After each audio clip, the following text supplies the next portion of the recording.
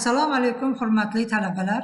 Elektronika va mikroprosessorli texnikalar fanidan ikkinchi ma'ruza mashg'ulotimizda mantiqiy elementlarning uzatish xarakteristikalari va asosiy parametrlariga bag'ishlanadi.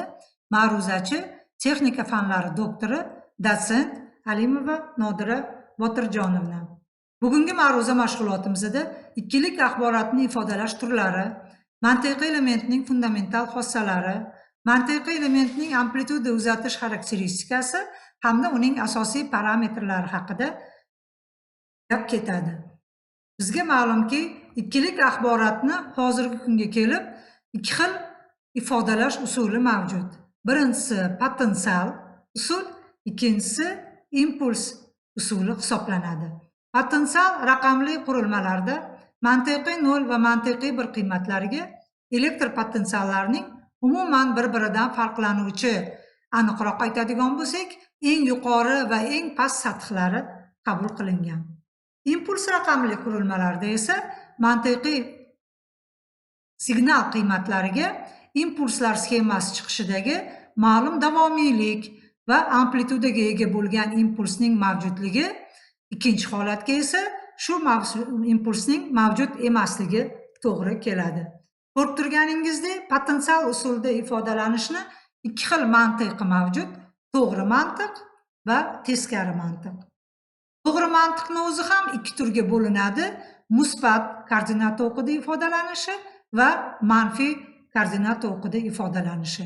To'g'ri mantiqda kuchlanish o'qi bo'yicha eng past sath mantiqiy 0 ga, eng yuqori sath, ya'ni shu qurilma manbadan qancha kuchlanish iste'mol qilayotgan bo'lsa, shu qiymatga teng bo'lgan sath mantiqiy 1 sath deb qaralgani, bu to'g'ri musbat sath mantiq deyiladi.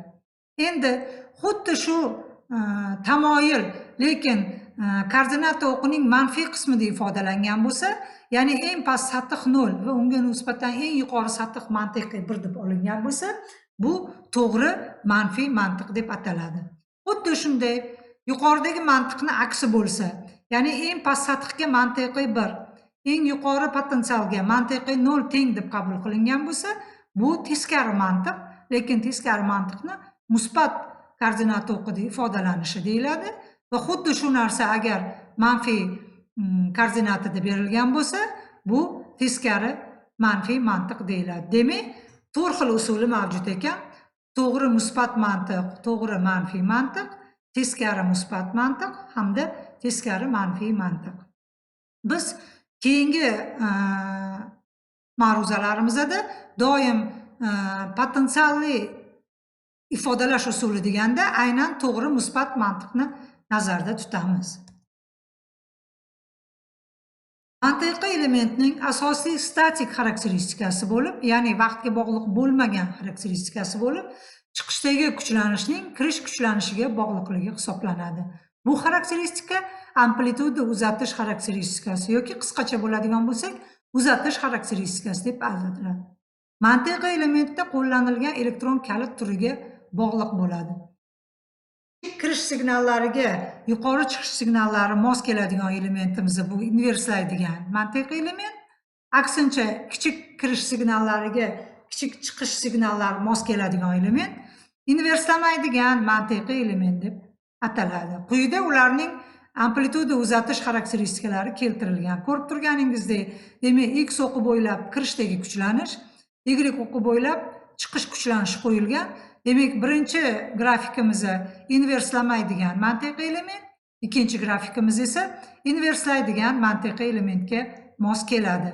Ko'rib turganingizdek, bu yerda aniq, demak, kirishga mantiqiy 0 berilganda, chiqishda ham past potensial shakllanishini aks etsa, ikkinchi grafikda kirishga yuqori sath berilganda, chiqishda kichik sath shakllanishini anglatadi.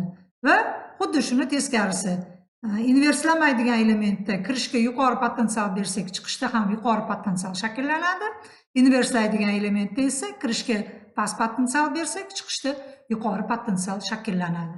Mana bu o'rtadagi K nuqta koordinatasi esa bu kvantlanish kuchlanishi deb ataladi. Ko'rib turganingizdek, demak, 0 dan kvantlanish kuchlanishigacha bo'lgan oralig'imizni bu mantiqiy nolning xalaqit bardoshligi, kvantlanish kuchlanishidan mantiqiy birgacha ajratilgan soha oralig'i esa mantiqiy birning xalaqit bardoshligi deb ataladi. Quyidagi S va D nuqtalarini koordinatalari esa bu mantiqiy nolning asimptotik qiymati, bu mantiqiy birning asimptotik qiymati deb ataladi. Demak, xuddi shu grafikdan foydalanib biz mantiqiy elementni parametrlarini ifodalasak bo'lar ekan. Ularga quyidagilar kiradi. Mantiqiy nolga mos keluvchi potensial, mantiqiy birga mos keluvchi potensial, kvantlanish kuchlanishi, mantiqiy nolning xalaqit bardoshligi hamda mantiqiy birning xalaqit bardoshligi. Mana quyidagi grafiklarda aynan shu parametrlarni mantiqiy elementning amplituda uzatish xarakteristikasidan graf analitik usulda aniqlash metodikasi ifodalangan. Mantiqiy elementning normativ hujjatlarda ko'rsatilishi bo'yicha quyidagi statik parametrlari qabul qilingan. Mantiqiy 0 va mantiqiy 1 ga mos keluvchi kirish va chiqishdagi kuchlanishlar, mantiqiy 0 va mantiqiy 1 qiymatiga mos keluvchi kirish va chiqishdagi bo'sag'aviy kuchlanish qiymatlari, mantiqiy 0 va mantiqiy 1 ga mos keluvchi chiqish va kirishdagi tok qiymatlari, mantiqiy 0 va mantiqiy 1 holatdagi elementning iste'mol qilayotgan tok qiymatlari, xuddi shu vaqtlarda sxemani iste'mol qilayotgan quvvati, mantiqiy 0 ga o'zgarish sohasining bo'sag'asi, mantiqiy 1 ga o'zgarish sohasining bo'sag'asi, minimal mantiqiy o'zgarish qiymatlari kiradi. Bundan tashqari statik parametrlarga mantiqiy 0 va mantiqiy 1 qiymatlarining xalaqit bardoshligi hamda kirish bo'yicha birlashish koeffitsiyenti va chiqish bo'yicha tarmoqlanish koeffitsiyenti ham kiradi. Bu parametrlar vaqtga bog'liq bo'lmaganligi uchun ular statik parametrlar deb ataladi. Demak, mantiqiy elementlarning, ya'ni vaqtga bog'liq bo'lgan dinamik parametrlari ham mavjud bo'lib, uning kirish va chiqishdagi impulslarini biz oscillograflar yordamida kuzatishimiz va aniqlanishimiz mumkin. Bunga, demak, mantiqiy 1 holatidan mantiqiy 0 holatiga o'zgarish vaqti va aksincha mantiqiy 0 holatidan mantiqiy 1 holatiga o'zgarish vaqti, mantiqiy 1 dan mantiqiy 0 ga ulanish vaqtidagi kechikish, xuddi shunday mantiqiy 0 dan mantiqiy 1 ga o'tayotgan vaqtdagi kechikish, mantiqiy 1 va mantiqiy 0 ga ulanayotgan vaqtdagi signal tarqalishining kechikish vaqti, xuddi shuning aksincha parametrlari kiradi.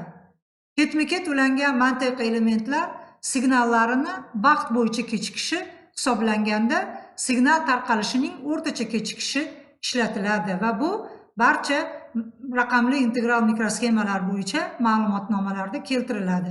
Agar bitta impuls nuqtai nazarda qaraydigan bo'lsak, mantiqiy 0 dan mantiqiy 1 ga o'tish vaqtidagi o'rtacha kechikishini, mantiqiy 1 dan mantiqiy 0 ga o'tish vaqtidagi o'rtacha kechikish vaqtlarini yig'indisini yarmi bitta impulsni kechikish vaqtini beradi. Agar bir nechta elementlar o'zaro ketma-ket ulangan bo'lsa, ulardagi natijaviy kechikish shularning yig'indisidan shakllanadi. Va bundan tashqari mantiqiy elementlar yana integral parametrlarga ega bo'lib, ular texnologiya va sxema texnikaning rivojlanish darajasini aks etadi. Demak, asosiy integral parametrlar bo'lib, hozirgi kunda ulanish ishi va integral mikrosxemalarning integratsiya, ya'ni zichlik darajasi hisoblanadi. Va ular quyidagicha ko'rib turganimizdek, chiqishdagi ishimizni iste'mol qilinayotgan quvvatni impulsimizni o'rtacha kechikish vaqtiga ko'paytmasiga teng bo'ladi. Integratsiya darajasi esa o'sha ma'lumotnomalarda keltiriladi va mos ravishda kichik, o'rta, katta, o'ta katta, ultra katta va giga katta integral mikrosxemalarga bo'linadi. Va qayta ulanish ishi o'rtacha iste'mol quvvatini o'rtacha qayta ulanish vaqtiga ko'paytmasi orqali aniqlanadi. Bugungi mashg'ulotda demak siz bilan